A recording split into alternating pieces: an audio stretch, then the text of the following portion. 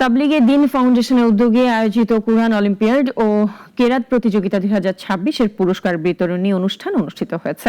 ফাউন্ডেশনের চেয়ারম্যান মাওলানা আবুল হাসানাত জালালির সভাপতিত্বে এই অনুষ্ঠানে প্রধান অতিথি ছিলেন ফাউন্ডেশনের প্রধান পৃষ্ঠপোষক মাওলানা মোহাম্মদ মামুনুল হক।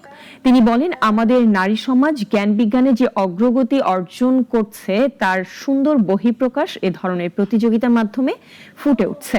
ভবিষ্যতেও এ ধরনের প্রতিযোগিতার পাশাপাশি অংশগ্রহণকারীদের দক্ষতা বৃদ্ধিতে নানা কার্যক্রম অব্যাহত রাখবে বলে তিনি আশাবাদ ব্যক্ত করেন।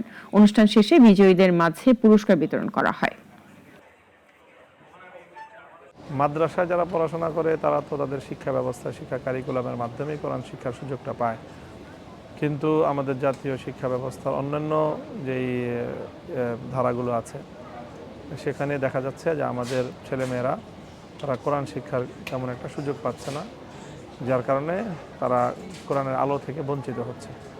মূলত নানাভাবে তাদেরকে উৎসাহিত করে কোরআনের আলো তাদের পর্যন্ত ছড়িয়ে দেওয়া, এটা ছিল আমাদের উদ্যোগ।